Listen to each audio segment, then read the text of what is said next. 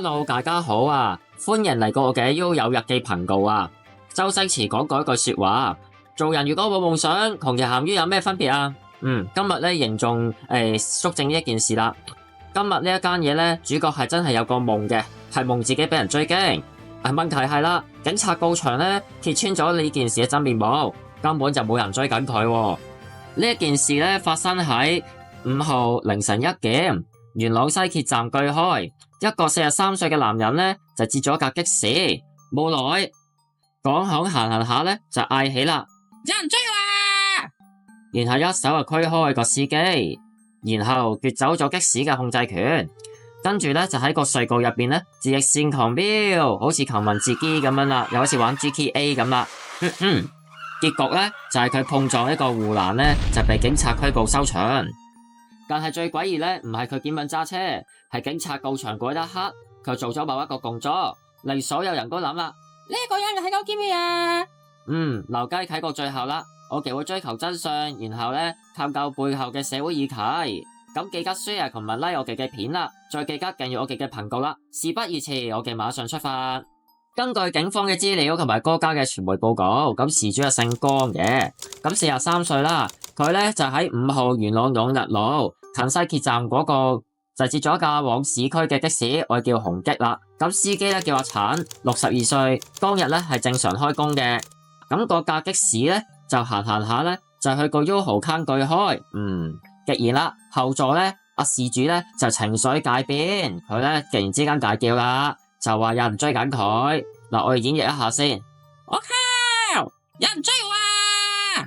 然後咧二話不說，由後座咧就跳到前座，喝令司機停車咁樣。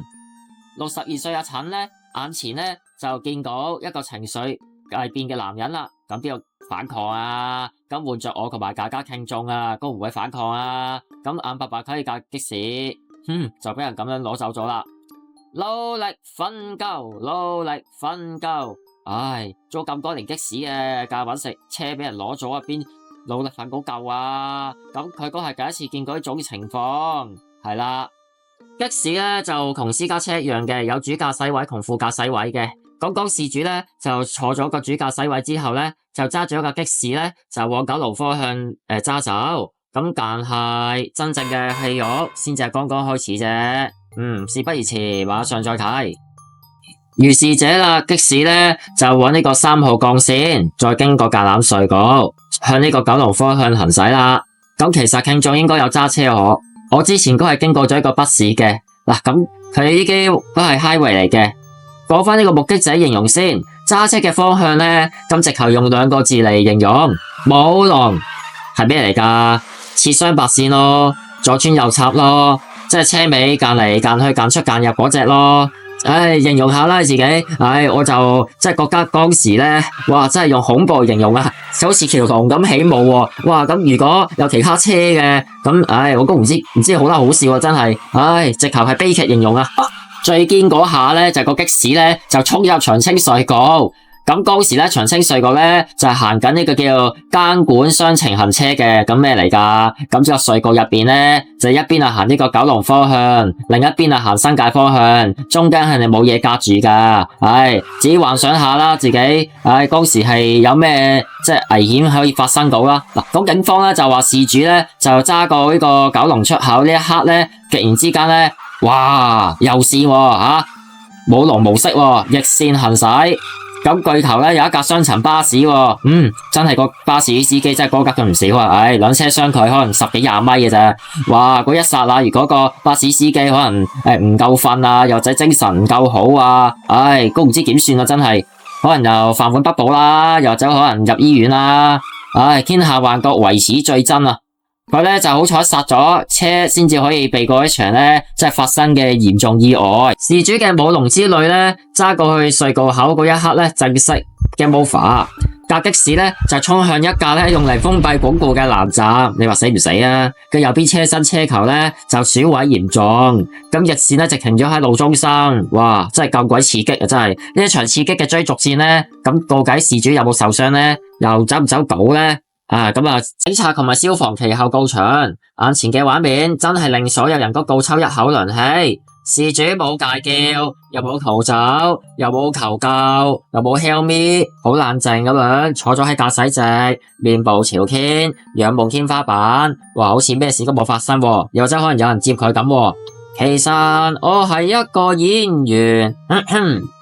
警察咧檢查現場，咁追蹤埋所有線索，發現根本佢所謂嘅追緊佢咧係唔成立噶，一個人都冇，又點會有人追過佢咧？咁所謂追擊嘅劇情，可能由頭到尾係咪佢事主一個人喺腦海入邊上映咧？真係只有佢自己先知啦。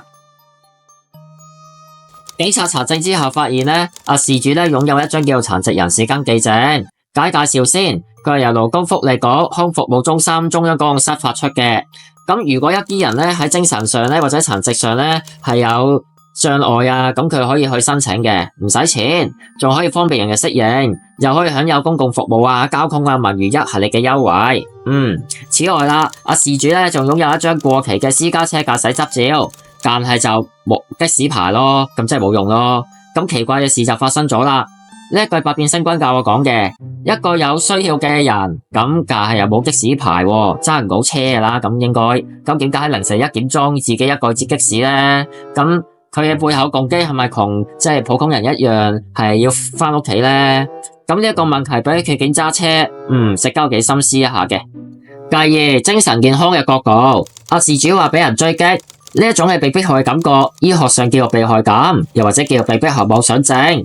咁由幾種嘅原因引發嘅，舉幾個 example 先。嗱，咁香港人咧成日面對工作壓力同生活壓力，有可能引發一個叫做急性壓力，咁長期失眠啦，極度焦慮，咁又或者佢可能受藥物影響啦，因為佢就係眼望住個天花板嘅，可能食咗藥啦，咁呢啲其實都唔係話好嚴重，咁只要配合埋一個藥物上嘅治療，同埋醫生嘅心理上嘅治療，都可以去緩解嘅。咁例如啦，佢可以去定時定候去食一啲抗抑鬱藥去緩解失眠或者焦慮嘅症狀，又或者配合埋醫生嘅正面激勵去應對一個叫做生活壓力。所以個重點就唔係話去標籤呢一個人啦。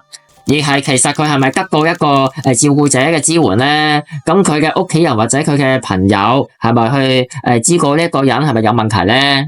都值得大家去深思下。嗱，去過呢一度啦，我必須要補充翻幾句先。持有殘疾登記證嘅人，絕大部分都係咧奉公守法、情緒都係比較溫和嘅人嚟嘅。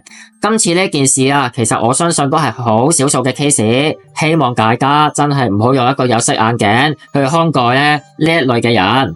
真正去值得社會關注係有兩類嘅，第一，照顧者佢嘅支援啦，第二，精神健康服務嘅資源分配問題。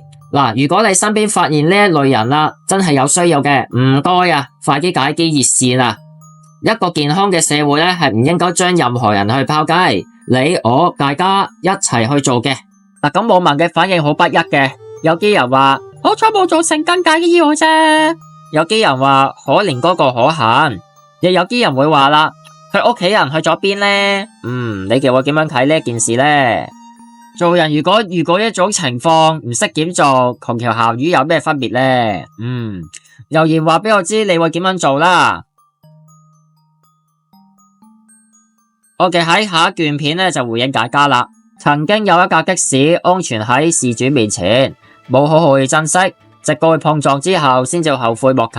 哎呀，對唔住啦，又改編咗《大話西遊》。但今次唔係淒美嘅浪漫故事，係一個社會故事嚟噶。司機嘅損失啦，警察嘅工作啦，巴士司機嗰一剎那嘅剎車啦，全部都係實實在在嘅代價嚟嘅。其實更加值得反思嘅係，有幾多個未發生嘅故事咧，喺社會每一個角落咧係醞釀緊咧。如果你哋覺得呢一條片係好有用嘅，記得訂閱我哋嘅頻道。Like 同埋 share 啦，同埋我哋嘅 Discord 同埋IG 啦，仲有去留言區留言一下啦。你身邊有冇值得關注嘅家人朋友？都去分享一下啦。下段片再見，拜拜。